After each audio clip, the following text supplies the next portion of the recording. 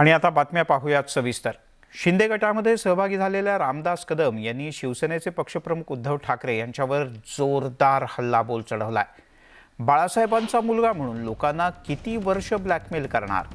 शरद पवार यांच्या मांडीवर बसला तेव्हा बाळासाहेबांच्या विचारांची आठवण झाली का?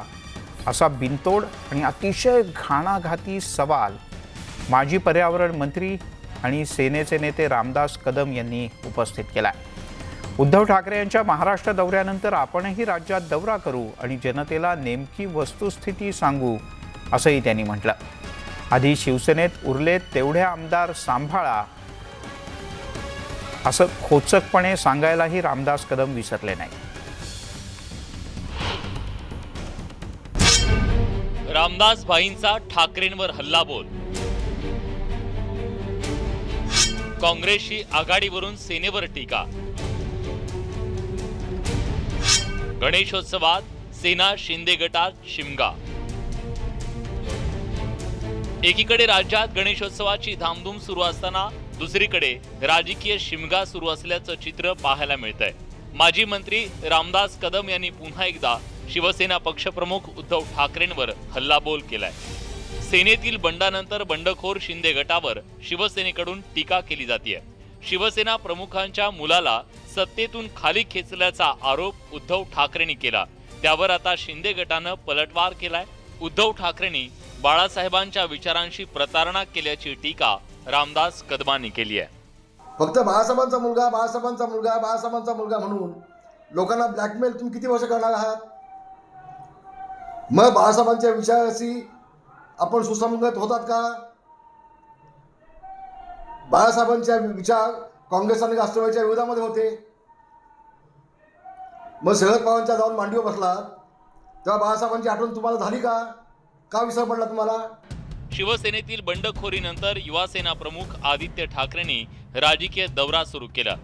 बंडखोर आमदारांच्या मतदारसंघात जाऊन आदित्य ठाकरे रोड शो करतायत। या दौऱ्याला शिवसैनिकांचा चांगला प्रतिसाद मिळत असल्याचं पाहायला मिळतंय। तसंच आता उद्धव ठाकरेही राज्याचा दौरा करणार आहेत। या दौऱ्यावरूनही रामदास कदम यांनी ठाकरे पिता पुत्रावर टीका केली आहे। उद्धवजीला जे मिळालं ते बाळासाहेबांचा मुलगा म्हणून, आदित्यला जे मिळालं तो उद्धव ठाकरेचा मुलगा म्हणून पक्षप्रमुख आम्ही केलंय ना, त्याचं काय?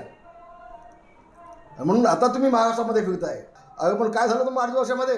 आजारपणा होता महिना, 1.5 महिना, 2 महिने। फक्त भावनात्मक डायलॉगबाजी करायची आणि ब्लॅकमेल करायचं हे त्यांनी थांबवलं असं मला वाटतं। रामदास कदमांनी महाविकास आघाडी सरकारच्या कारभारावरही जोरदार टीकास्त्र डागलंय। वादळानंतर उद्धव ठाकरेंनी कोकणवासियांना कोणताही आर्थिक दिलासा दिला नसल्याचा आरोप त्यांनी केला। रामदास कदमांच्या या आरोपाला शिवसेनेनं जोरदार प्रत्युत्तर दिलंय। प्रत्येकाच्या वडिलांची पुण्याई त्याच्या बरोबर असते। तुम्ही काय बाळासाहेबांचं नाव घेताय? बाळासाहेबांच्या मुलांनी नातवानी त्यांचं नाव घेऊन किंवा बाळासाहेबांच्या मुलाबरोबर नातवाबरोबर जनता आहे ही तुमची खरी पोटदुखी आहे। उद्धव ठाकरेंच्या महाराष्ट्र दौऱ्यानंतर आता रामदास कदमही राज्यात दौरा करणार आहेत। या दौऱ्यात ते शिंदे गटाची बाजू जनतेसमोर मांडणार आहेत। त्यामुळे आगामी काळात राज्यात राजकीय सामना रंगण्याची शक्यता वर्तवली जाते। Bureau report, news 18 Lokmat. त्यामुळे हे सगळं वाकयुद्ध चांगलंच रंगणार आणि पुढे पुढे टोकदार होत जाणार यात काहीच शंका नाही। तिकडे मातोश्रीला खोके नवीन नाहीत, मातोश्रीत अनेक मिठाईचे खोके गेले असंही रामदास कदम यांनी म्हटलं। रामदास कदम यांनी या आरोपातून थेट मातोश्रीलाच खुलं आव्हान दिलंय।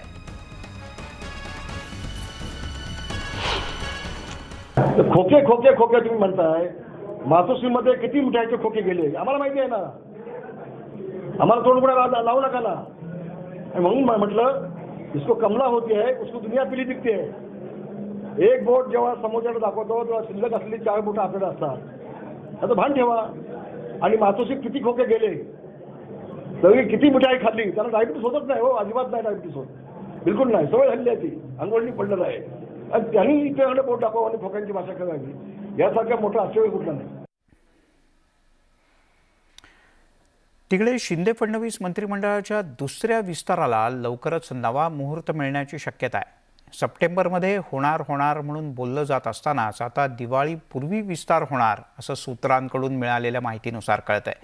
त्यामुळे गुडघ्याला बाशिंग बांधून बसलेल्या काही आमदारांच्या नशिबी आणखीन काही दिवस वेट अँड वॉचच आहे. दुसऱ्या मंत्रिमंडळ विस्ताराला नवा मुहूर्त. सप्टेंबरचा मुहूर्त टळणार. आता दिवाळीपूर्वी विस्ताराची शक्यता. भाजप नेत्याचे संकेत. तूर्त wait and watch. Shinde Fadnavis सरकारचा पुढचा मंत्रिमंडळ विस्तार ऑक्टोबरमध्ये होण्याची शक्यता असून त्या विस्तारात भाजप आणि शिंदे गटातील किमान 22 ते 24 जणांना मंत्रिपदाची लॉटरी लागण्याची शक्यता वर्तवण्यात येते. यामध्ये नशीबवान आमदार कोण ठरणार याकडे तमाम राज्यासह इच्छुक आमदारांचेही डोळे लागलेत. तसंच सूत्रांकडून मिळालेल्या माहितीनुसार भाजप आणि शिंदे गटातील काही मंत्रिपदाच्या खात्यांच्या अदलाबदलीचीही शक्यता वर्तवण्यात येते. काही दिवसांपूर्वीच मुख्यमंत्री एकनाथ शिंदेंनी सप्टेंबरचा मुहूर्त घोषित केला होता. आता मंत्रिमंडळ विस्तार होईल. किती दिवस झाले अजित पवार म्हणतात दोघंच सरकार चालवत आहेत. अरे पण सरकार चांगलं चाललंय की नाही? शेतकऱ्यांच्या आम्ही शेतकऱ्यांना फोकस केलंय. 50,000 रुपये देण्याचं जी ती थांबली होती योजना आम्ही ती कार्यान्वित केली. पेट्रोल डिझेल कमी केलं. दुष्काळी भागात पाणी वळवण्याचं धोरण आम्ही घेतलं, त्याच्यावर निर्णय घेतला. अनेक आम्ही ज्या छोट्या लिफ्ट इरिगेशन सिस्टीम आहेत त्यांचं 1 रुपया प्रति युनिट कमी केला. विजेचा दर खूप आम्ही काम करतोय. त्याच्यामुळे डिझेल पेट्रोलवर कमी केला आणि लवकरच मंत्रिमंडळ विस्तार होईल. भाजपनं मुख्यमंत्री पद एकनाथ शिंदेंना देऊन अन्य महत्वाची खाती स्वतःकडेच ठेवली असल्याच्या चर्चाही झडत आल्या होत्या. त्यात भरीस भर म्हणजे पहिल्या मंत्रिमंडळ विस्तारानंतर शिंदे गटातील काही मंत्री तर भाजपमधील देखील काही मंत्री नाराज असल्याचं बोललं जात होतं. तर शिंदे गटातील औरंगाबादचे आमदार संजय शिरसाटांची खतखत तर बऱ्याच वेळा त्यांच्या बोलण्या आणि देहबोलीतून समोर आली होती. शिवाय विरोधक देखील त्यांची मंत्रिमंडळात वर्णी न लागण्यानं टोमणे मारत होते. मात्र आता दिवाळीपूर्वी मंत्रिमंडळाच्या दुसऱ्या विस्ताराचा नवा मुहूर्त असल्याचे संकेत दिलेत. त्यामुळे मंत्री इन वेटिंग असलेल्यांना काहीसं हायसं वाटत असेल. त्यासाठी फार उशीर होणार नाही आणि आपल्याला वाटे बघायला लागणार. कारण आता की फार तांत्रिक अडचणी नाही आहेत, की फार अडचणी राहिलेल्या नाहीत. मला वाटतं की दिवाळीचे फार पूर्वी 19 मंत्र्यांच्या शिंदे फडणवीस सरकारमध्ये राज्यातील 36 जिल्ह्यांपैकी एकाही जिल्ह्याला पालकमंत्री पद दिलं गेलेलं नाही. त्यामुळे सरकारचा मंत्रिमंडळ विस्तार ऑक्टोबरमध्ये म्हणजे दिवाळीपूर्वी होईल आणि त्या विस्तारानंतर राज्यातील एकूण मंत्र्यांची संख्या ही 43 वर जाण्याची शक्यता आहे. Bureau report, news 18 Lokmat. तिकडे भारतीय जनता पक्षानं हिंदुत्वाचा नारा बुलंद केलाय. आगामी पालिका निवडणुका डोळ्यासमोर ठेवून भाजपनं एक वेगळी व्यूहरचना केली आहे. मुंबईत हिंदू सणांवरचं विघ्न टळलं या होर्डिंगच्या माध्यमातून हिंदू मतदारांना जवळ करण्याचा भाजपचा प्रयत्न आहे. तर विरोधकांनी सुद्धा भाजपचा जोरदार समाचार घेतलाय.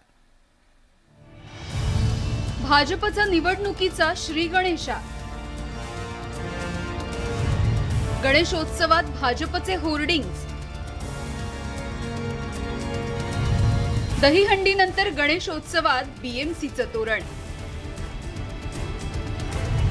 पालिका निवडणुकीसाठी ठोकला शड्डू. दहीहंडीत भाजपनं मुंबईसह ठाण्यात चांगलीच आघाडी घेतली होती. आता गणेशोत्सवातही भाजपनं पुन्हा एकदा बाजी मारली आहे. आपलं सरकार आलं, हिंदू सणांवरचं विघ्न टळलं असे होर्डिंग्ज मुंबईभर लावण्यात आलेत. भाजपनं आक्रमक हिंदुत्वाचा पुरस्कार केल्याचं यामधून स्पष्ट होत आहे. हिंदू मतदारांना सणाच्या माध्यमातून संदेश देण्यात आलाय.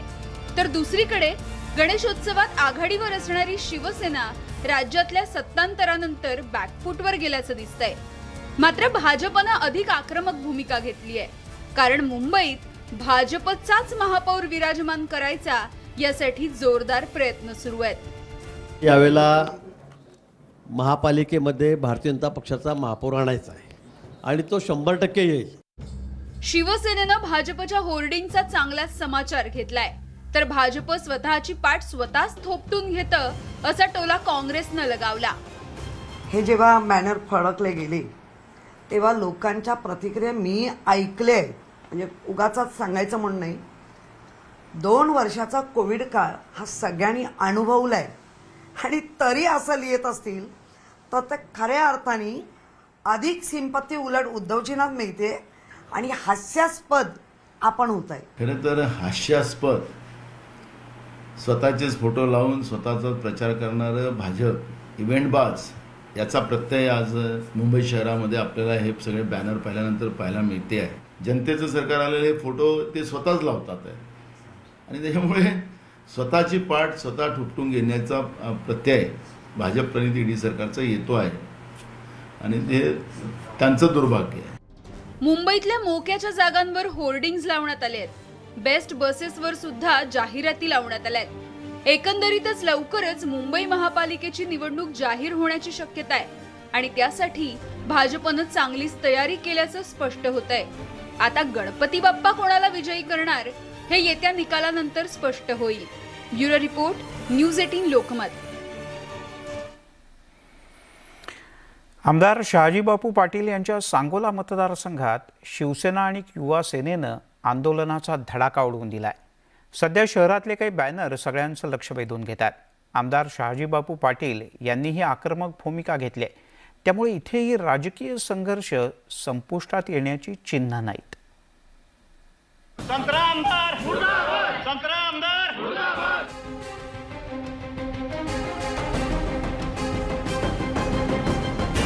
शाजी बापू मुर्दाबाद, शाजी बापू मुर्दाबाद. 50 खोके 50 खोके 50 खोके. शाजी बापू, शाजी बापू. शिवसेना आणि युवा सेनेच्या कार्यकर्त्यांनी आमदार शहाजी पाटलांच्या विरोधात आक्रमक भूमिका घेतली आहे. रस्त्यावर उतरून बॅनरच्या माध्यमातून शहाजी पाटलांवर निशाणा साधण्यात आलाय.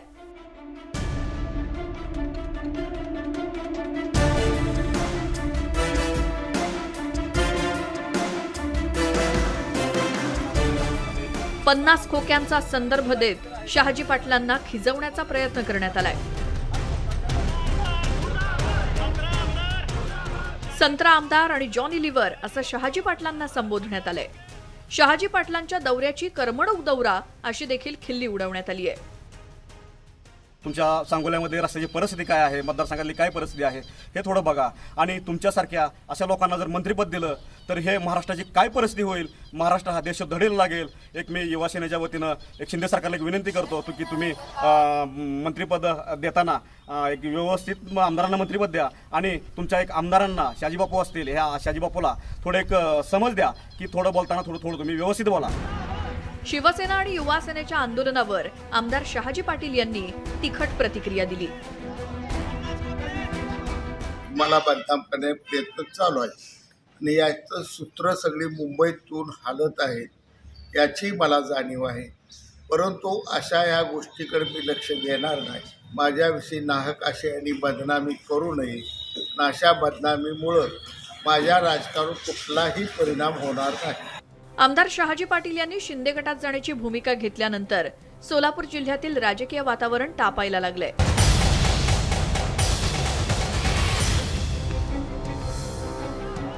शहाजी पाटलांवर शिवसेनेकडून जोरदार टीका केली जाते. आंदोलनासोबतच सोशल मीडियावर सुद्धा युवा सेनेनं आमदार शहाजी पाटील यांच्या विरोधात आघाडी उघडली आहे. आता शहाजी पाटलांनीही आक्रमक भूमिका घेतली आहे. त्यामुळे हा राजकीय संघर्ष सुरूच राहणार असल्याचं स्पष्ट होत आहे. वीरेंद्र सिंह उत्पात, न्यूज 18 लोकमत, पंढरपूर.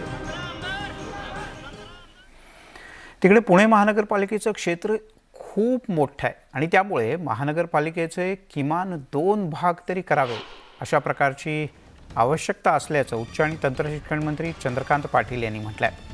हे राजकीय विधान नसल्याचंही त्यांनी म्हटलं. युनिट जेवढं छोटं राहतं तेवढं ते मॅनेज करता येतं. त्यामुळे 2 भाग करण्याची गरज असल्याचं त्यांनी नमूद केलं. त्यांच्या या विधानामुळे सध्या पुण्यात वेगळ्याच चर्चा सुरू झाल्या.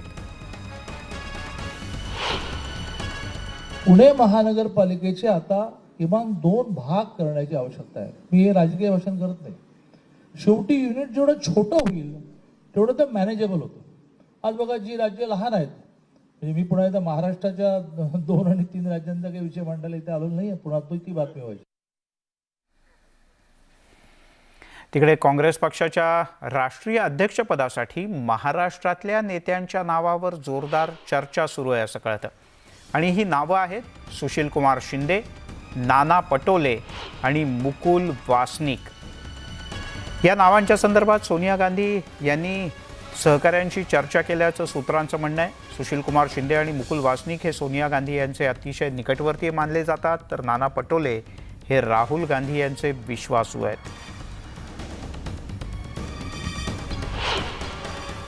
CWC बैठकीमध्ये 3 नेत्यांची मोठी प्रामुख्याने नावं राष्ट्रीय अध्यक्षासाठी चर्चेत आली आहे. त्याच्यामध्ये आपलाही एक नाव आहे. तुम्हाला राष्ट्रीय अध्यक्षाची जबाबदारी मिळेल तर काय?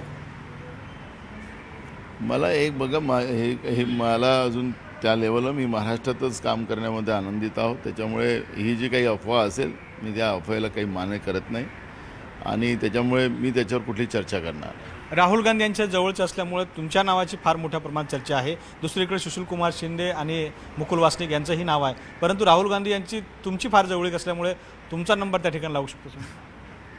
मला या चर्चेत कुठलाही, कारण की ही चर्चा आहे, या चर्चेमध्ये मला पडायचं नाही आहे. मी महाराष्ट्रात आनंदात आहो. मी इथं पक्ष मजबूत करण्यामध्ये लागलेला आहो. त्याच्यात मला यश पण प्राप्त होते आहे.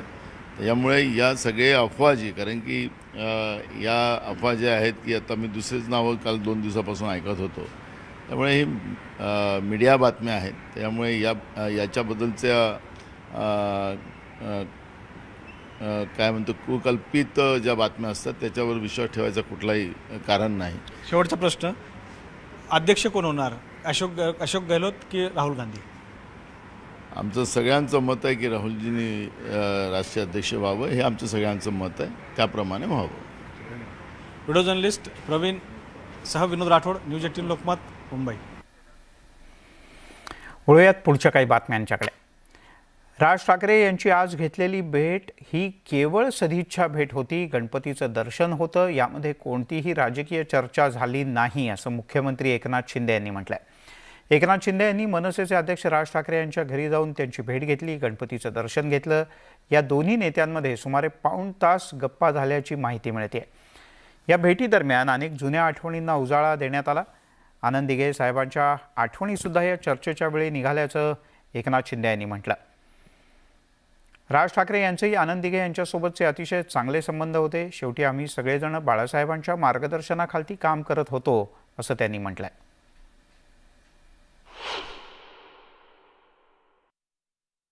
खरं म्हणजे राजकीय चर्चाच झाली नाही, त्यामुळे नांदी कशी ठरेल आणि समीकरण काय. आज एक सदिच्छा भेट होती.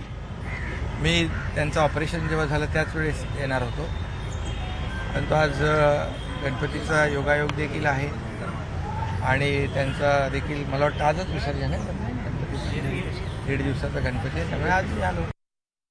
जुन्या आठवणींना उजाळा मिळाला.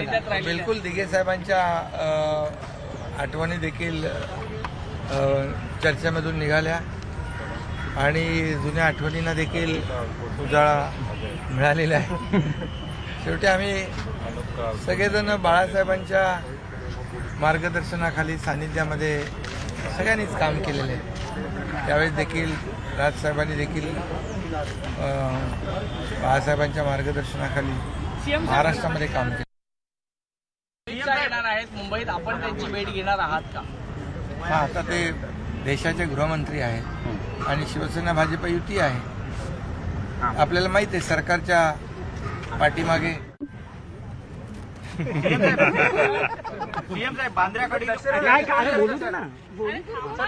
जे आज मजबूत सरकार जे स्थापन झालेलं आहे शिवसेना भाजप युतीचं, त्याच्या मागे प्रधानमंत्री महोदय आणि गृहमंत्री महोदयांचं योगदान, शुभेच्छा आहेत. त्यांनी आम्हाला सांगितलेलं आहे राज्याच्या प्रगतीसाठी, विकासासाठी केंद्र सरकार पूर्णपणे खंबीरपणे पाठीशी उभं आहे. तिकडे शिंदेगट शिवसेनेतून बाहेर पडल्यानंतर शिंदेगट आणि शिवसेनेत आरोप प्रत्यारोपांच्या फैरी सातत्यानं सुरू आहेत. शिवसेनेतल्या या दोन्ही गटामध्ये वाद प्रतिवाद आहेत. अशी राजकीय स्थिती असताना राज्याचे मुख्यमंत्री एकनाथ शिंदे यांनी आज शिवसेनेचे सचिव मिलिंद नार्वेकर यांच्या घरी जाऊन त्यांच्या गणपती बाप्पाचं दर्शन घेतलं. मिलिंद नार्वेकर हे उद्धव ठाकरे यांचे निकटवर्तीय आहेत. विशेष म्हणजे शिंदे गट फुटून सुरतला गेल्यानंतर त्यांची मनधरणी करण्यासाठी मिलिंद नार्वेकर स्वतः सुरतला गेले होते. राजकीय मतभेद असले तरी गणपतीच्या दर्शनाच्या निमित्तानं त्याला तिलांजली देत मुख्यमंत्र्यांनी वेगळं उदाहरण घालून दिलं. विशेष म्हणजे सकाळी भाजपचे मुंबई अध्यक्ष आशिष शेलार यांनीही नार्वेकर यांच्या घरी जाऊन गणपतीचं दर्शन घेतलं. मुख्यमंत्री आणि आशिष शेलार यांनी एकाच दिवशी जाऊन गणपतीचं दर्शन घेतल्यानं राजकीय अर्थसुद्धा स्वाभाविकपणे काढले जातात.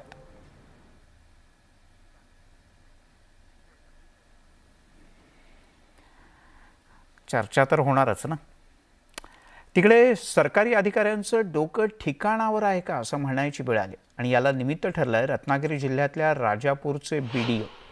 मुंबईहून कोकणात गणेशोत्सवासाठी येणाऱ्यांच्या स्वागताच्या कामाला गुरुजींना जुंपल्याचा धक्कादायक प्रकार समोर आलाय. मुंबईकरांना चहा पाणी आणि वाहनांची व्यवस्था करण्याचे आदेश चांगलेच वादात सापडलेत. या प्रकरणाची दखल शालेय शिक्षण मंत्री दीपक केसरकर यांनी सुद्धा घेतली आहे.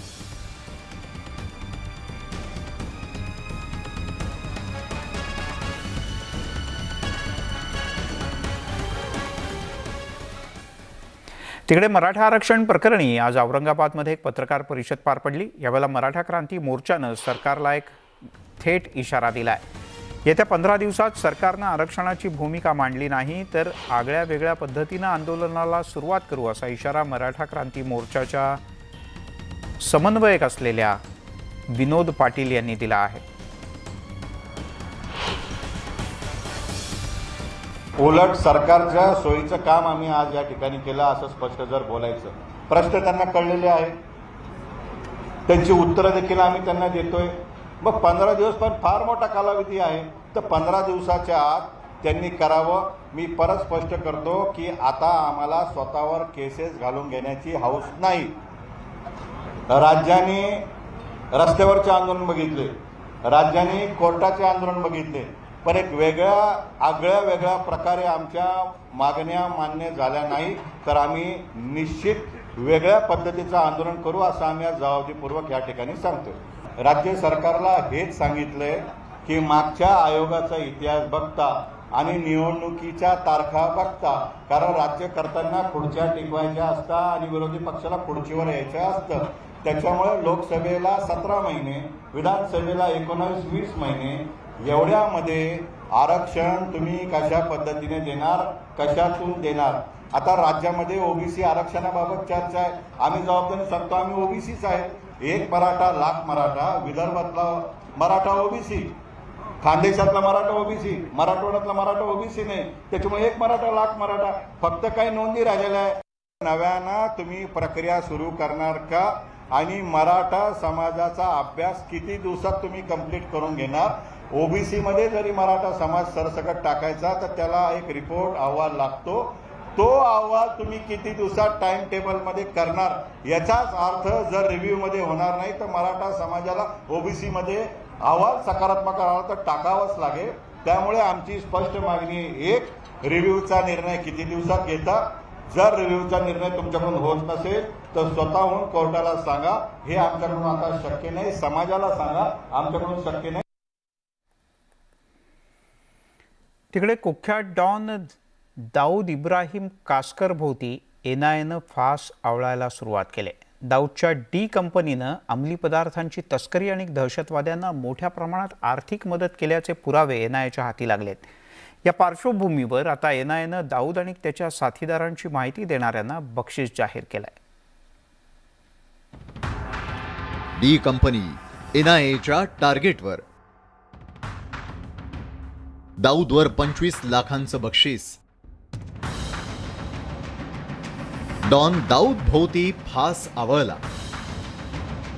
NIA अर्थात राष्ट्रीय तपास एजन्सीनं कुख्यात डॉन दाऊद इब्राहिम कासकर आणि त्याच्या D कंपनी भोवती फास आवळण्यास सुरुवात केली आहे. दाऊद इब्राहिमची माहिती देणाऱ्याला NIAनं 25 लाखांचं बक्षीस जाहीर केलंय. गुरुवारी NIAनं D कंपनीतील गुन्हेगारांच्या नावांची यादी जाहीर केली. त्यामध्ये दाऊदसह D कंपनीतील कुख्यात गुन्हेगारांवर NIAनं इनाम जाहीर केलेला आहे. गँगस्टर छोटा शकील हा दाऊदचा उजवा हात मानला जातो. मुंबईतील D कंपनीच्या सगळ्या कारवाया छोटा शकील पाहतो, त्यामुळे छोटा शकीलही NIAच्या टार्गेटवर आहे. NIAनं छोटा शकीलवर बक्षीस जाहीर केलंय. NIAच्या यादीमध्ये दाऊद इब्राहिमचा भाऊ अनीस इब्राहिम, जावेद चिकना आणि टायगर मेमनच्या नावांचा समावेश आहे. या आरोपींची माहिती देणाऱ्यासाठी NIAनं बक्षीस जाहीर केलेलं आहे. 1993च्या मुंबई बॉम्बस्फोट प्रकरणात टायगर मेमननं महत्वाची भूमिका बजावली होती. दाऊदनं आखलेला बॉम्बस्फोटाचा कट टायगरनं तडीस नेला होता. त्या प्रकरणात टायगर मेमन फरारी आरोपी आहे. आता NIAनं दाऊद आणि डी कंपनीतील गँगस्टर विरोधात मोर्चा उघडलाय. भारतीय तपास यंत्रणांकडून अशा प्रकारे बक्षीस जाहीर करण्याची ही पहिलीच वेळ आहे. विशेष म्हणजे NIAनं दाऊद इब्राहिम वगळता डी कंपनीतील या आरोपींचे जुने आणि नवीन फोटो जारी केलेले आहेत. 1993 मुंबई बॉम्बस्फोटापासून भारतीय तपास यंत्रणा डॉन दाऊद इब्राहिमच्या मागावरती आहेत. मात्र गेल्या 3 दशकात त्याला जेरबंद करण्यात भारतीय तपास यंत्रणांना यश आलं नाही.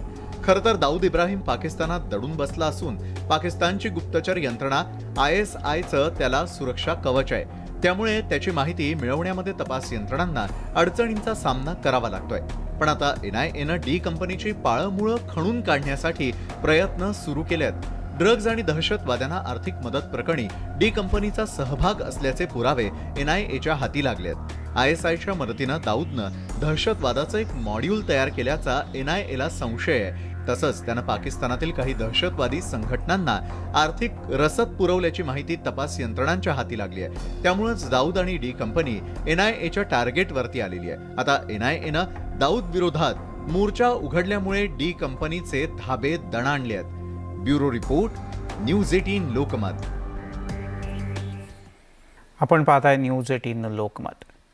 मुंबईतील मुंबादेवी परिसरात गणपतीचा मंडप उभारण्यावरून एका महिलेला मारहाण करण्यात आल्याचा व्हिडिओ सध्या व्हायरल झालाय.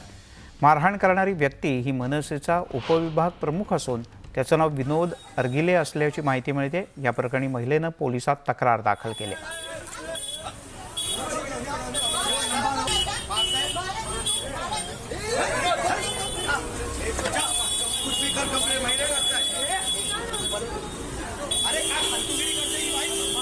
पक्षाचा तिथे जो बॅनर गेट लागत होता, ती महिला तिथे अडथळा निर्माण करत होती.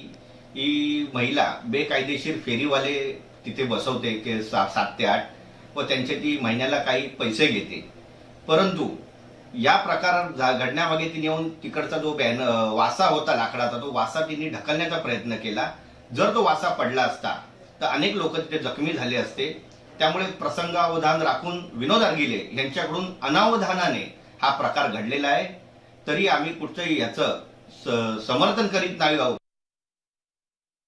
स्वतः ज्या महाराष्ट्र नवनिर्माण सेनेचे जे पक्षप्रमुख आहेत सन्माननीय राजसाहेब ठाकरे, हे 100% या गोष्टीकडे गांभीर्याने घेतील असं आता सर्वांनाच वाटतंय. आणि अशा कार्यकर्त्याची हाकलपट्टी व्हायला पाहिजे.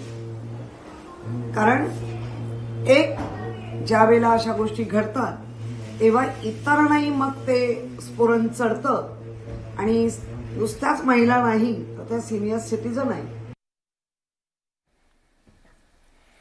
बातमी आहे लालबागच्या राजाच्या दानपेटीत सापडलेल्या एका पत्राची.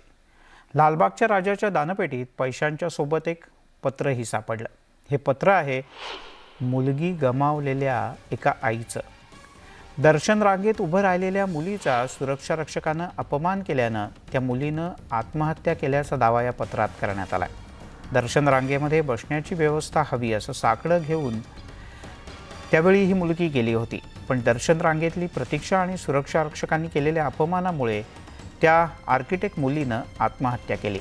लालबागच्या राजावर असीम श्रद्धा असलेल्या कल्पना कलमणी यांनी मुलीनं दर्शन रांगेत उभं राहून काढलेल्या चित्रासह एक चिठ्ठी दानपेटीत टाकली.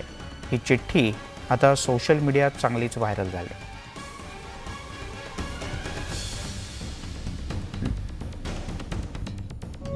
आईचं बाप्पाला साकडं.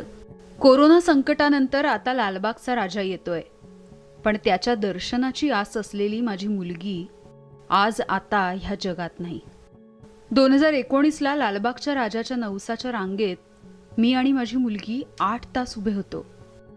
रांग जराही पुढे न सरकल्यामुळे तिचे पाय दुखून आम्हाला रांगेमध्ये उभं राहणं अशक्य झालं. त्यावेळी ती जवळ उभ्या असलेल्या एका सिक्युरिटी गार्डशी बोलायला लागली. तिथे त्याने तिच्या मनाला लागेल असं काहीतरी बोलून चुकीची भाषा वापरून विचित्र उत्तरं दिली. हे सगळं ऐकून संतापलेल्या माझ्या मुलीनं मला रांगेमधून बाहेर काढलं आणि दर्शनासाठी तिथे जराही न थांबता पहाटेच घरी आम्ही नवी मुंबईला आलो. तिचं मानसिक संतुलन बिघडलं आणि त्याच दिवशी संध्याकाळी गळफास घेऊन तिने स्वतःला संपवलं. हे वरच्या कोपऱ्यातलं चित्र माझ्या आर्किटेक्ट मुलीची शेवटची आठवण ठरली आहे, जे तिने नवसाच्या रांगेत बसता यावं म्हणून काढलं होतं आणि हे तिला राजाच्या पेटीत ठेवायचं होतं. कार्यकारी मंडळ नवसाच्या पेटीतल्या योग्य सूचनेप्रमाणे कृती करतील हा तिला विश्वास होता, पण तिची इच्छा शेवटचीच ठरली. म्हणून आम्ही हे बाप्पाच्या चरणी वाहतोय. ती इच्छा पूर्ण करण्यासाठी आपण आम्हाला यावर्षी नाही पण निदान पुढच्या वर्षी तरी बाकं खुर्च्या घेऊ द्याल आणि तरच तिच्या दिवंगत आत्म्याला शांती मिळेल.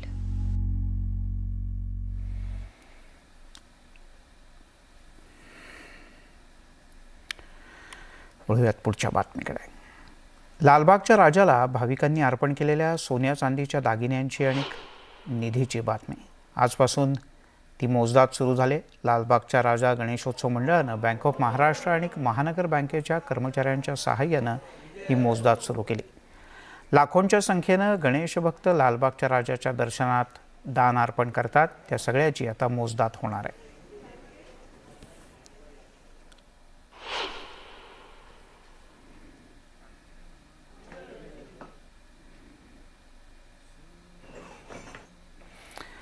नागपूरमध्ये हिंदू मुस्लिम ऐक्याचं एक उत्तम उदाहरण बघायला मिळत आहे. नागपूरमध्ये सोहेल खान यांनी आपल्या घरात गणपती बाप्पाची प्रतिष्ठापना केली आहे.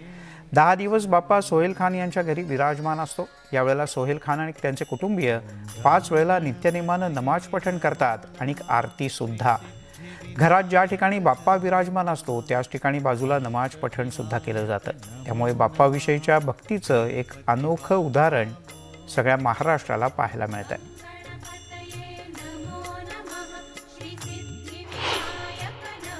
गणपति का आगमन किया, घर पे बहुत अच्छे से आगमन किया गया गणपति का घर में, तो मुहूर्त के हिसाब से अच्छे से किया गया.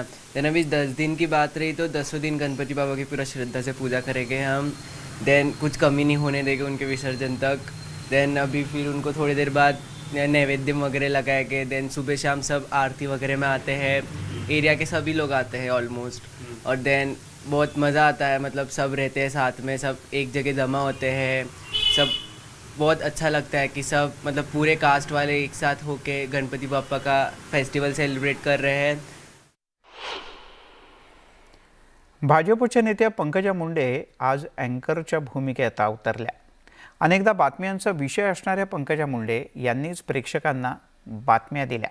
न्यूज 18 लोकमतच्या स्टुडिओतून पंकजा मुंडे यांनी अँकरिंग केलं. नमस्कार. आज 1.5 दिवसाच्या गणपती बाप्पाचे विसर्जन होत आहे. या पार्श्वभूमीवर मुंबई पोलिसांनी चौपाट्याने पंकजा मुंडे यांनी स्टुडिओतून अनुभवी अँकर प्रमाणे अत्यंत गांभीर्यानं बातम्या सादर केल्या. मला सर्व माहिती देत आहात, तिथे आपला काय अनुभव आहे, काय उत्साह आहे.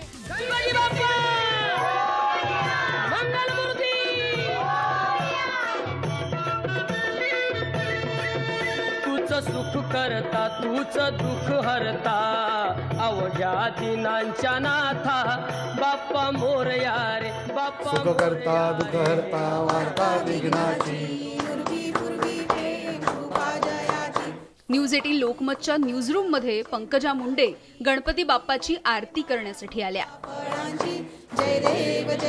तुमचं बोलणं ऐकायला सगळे. आरती झाल्यानंतर पंकजा मुंडे यांनी न्यूज 18 लोकमत मधल्या पत्रकारांसोबत संवाद सुद्धा साधला.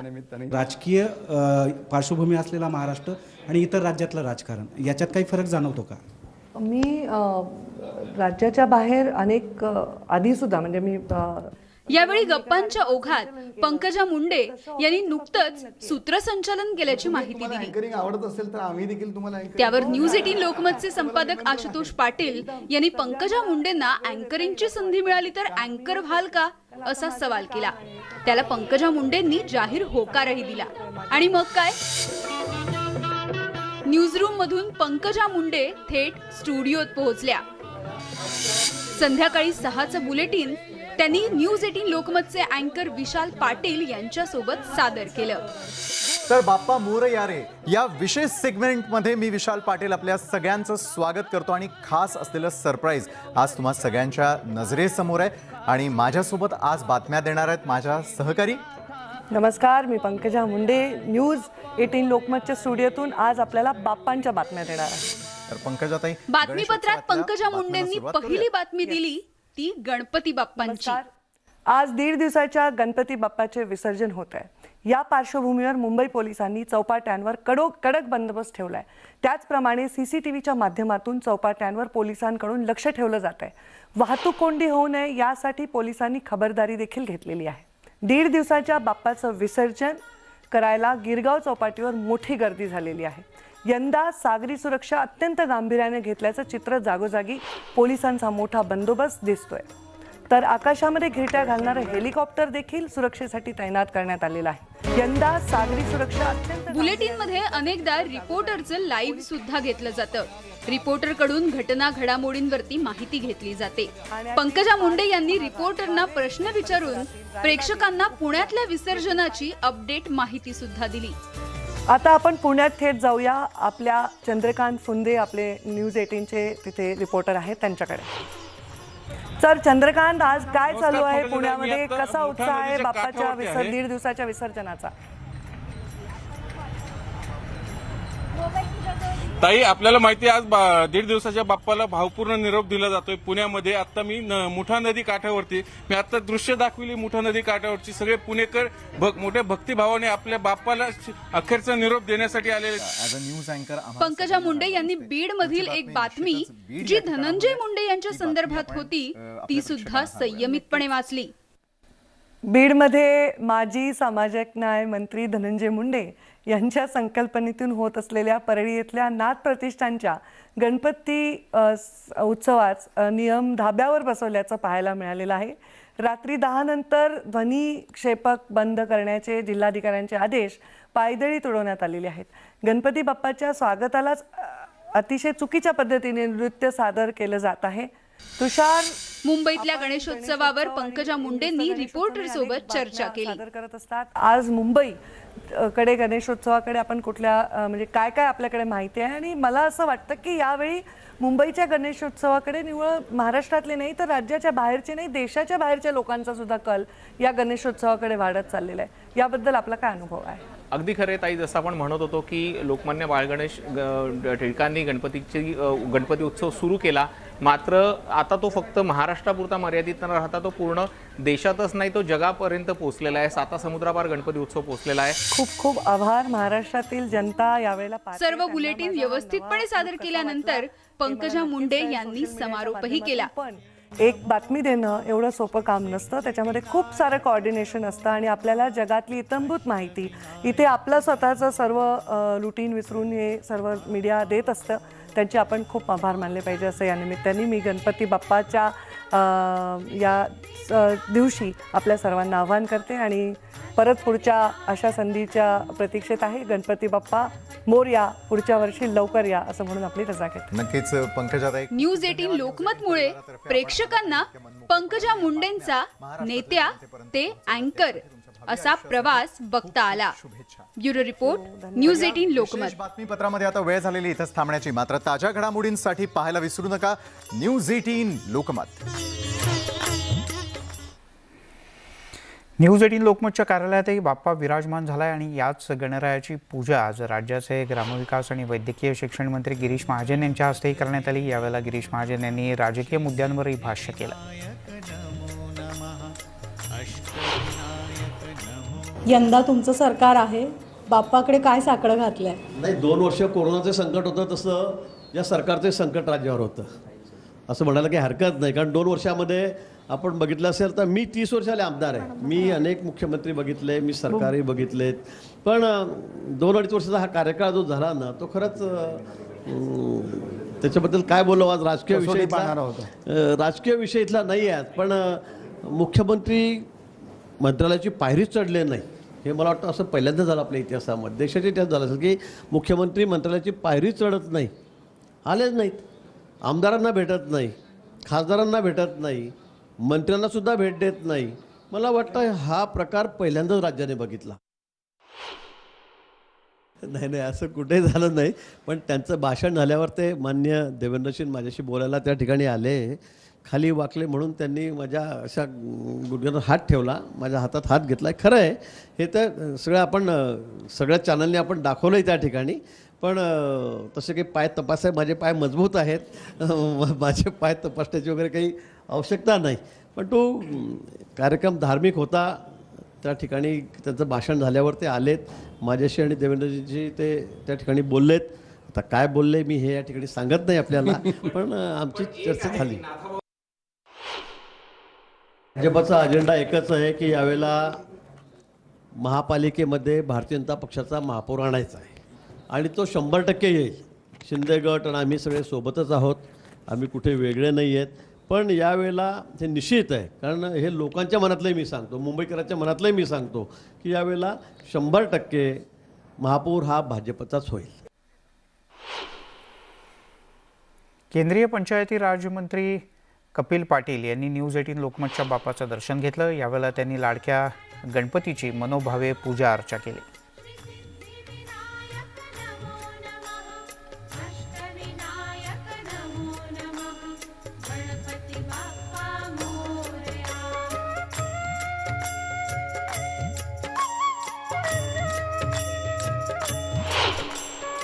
तुमचं लोकमत खूप चांगलं असल्यामुळे आमच्यासारख्या लोकांना तुमच्या गणपतीचं दर्शन घेण्याची संधी तुम्ही उपलब्ध करून दिली, त्याबद्दल तुम्हाला धन्यवाद देतो.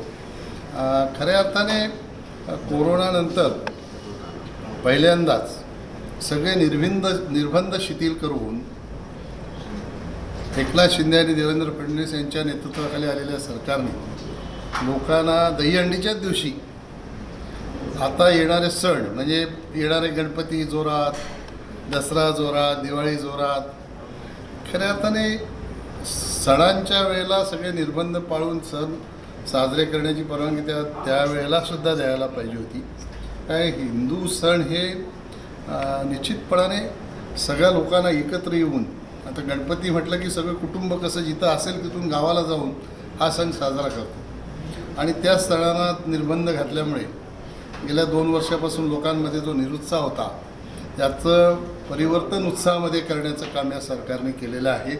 म्हणून मुख्यमंत्री उपमुख्यमंत्री यांना आपल्या चॅनलच्या माध्यमातून मी धन्यवाद देतो.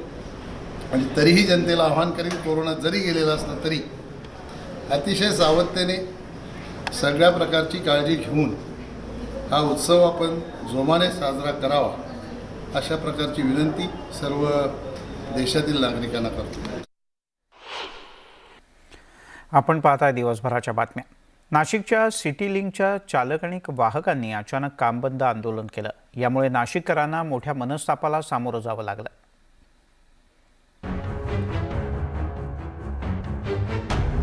नाशिकच्या बस यार्डात उभ्या असल्यामुळे या बसमुळे नाशिककरांना ऐन गणेशोत्सवात मोठ्या मनस्तापाला सामोरं जावं लागतंय. नाशिकमध्ये चालवण्यात येत असलेल्या सिटी लिंकच्या बस चालक आणि वाहकांनी अचानक काम बंद आंदोलन केलंय आणि त्यामुळेच नाशिककरांना पायपीट करावी लागतेय.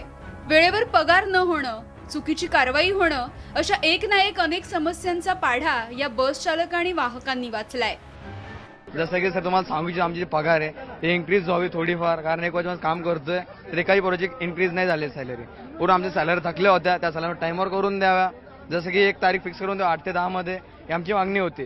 जसं की आमचं सर जसं की ज्यावर आम्हाला सॅलरी द्यावी, तसं की आमच्यावर जे लाईन चेकिंगवाले त्यांचा जो अन्याय होता तो कमी करून आमची सेफ्टी जी आहे कंडक्टर लोकांची ती सेफ्टी द्यावी अशी आमची नंबर विनंती त्यांच्यासोबत. आम्हाला जॉईनिंग व्हायच्या टायमाला 18,000 बोलले होते, पण द्याचा 9,000. स्टेअरचं पेमेंट नाही, विकलॉपचं पेमेंट नाही. एखादा पॅसेंजर द्वारकेचं तिकीट नाशिक रोडून पॅसेंजर बसला, द्वारकेचं तिकीट काढलं 27चं, तो पॅसेंजर 85ला गेला तर त्याला 400 रुपये फाईन बसतो, आम्हाला 5,000 रुपये फाईन बसतो. आणि हे पगार जे कट करताय कसलं करता काय सांगता का? काहीच नाही आम्हाला पेमेंट सेफ नाही, काहीच नाही, कशात काही देणं सांगितलं. बस चालक आणि वाहकांनी आंदोलनाचं हत्यार उपसल्यानंतर सिटी बसच्या अधिकाऱ्यांनी त्याची तात्काळ दखल घेत या समस्या सोडवण्याचं आश्वासन दिलंय. त्यांच्याशी मी बोललेलो आहे, त्यांना मी ऑफिसला बोलवलं आहे. त्यांच्या वैयक्तिक आणि सामुदायिक ज्या काही तक्रारी असतील त्या आम्ही सॉल्व्ह करून देऊ. मी सर्वप्रथम नाशिकच्या जनतेची माफी मागतो की आमच्या याच्यामुळे तुम्हाला आज त्रास झाला. भविष्यात अशा प्रकारच्या घटना घडणार नाही याची योग्य ती काळजी आम्ही घेऊ. मात्र सिटी बसच्या कामगारांच्या या आंदोलनाच्या मागण्या वेळेत मान्य नाही झाल्या तर भविष्यात मात्र याचा आणखी भडका उडण्याची शक्यता नाकारता येत नाही. लक्ष्मण घाटोळसह bureau report, news 18 Lokmat, Nashik. यासोबतच दिवसभराच्या बातम्यांमध्ये इथेच थांबूयात. सर्व प्रकारच्या ताज्या अपडेट्ससाठी news18lokmat.com या आमच्या वेबसाईटला लॉग ऑन करा. फेसबुक, ट्विटरवर आम्हाला फॉलो करा. आमच्या यूट्यूब चॅनलला सबस्क्राईब करा.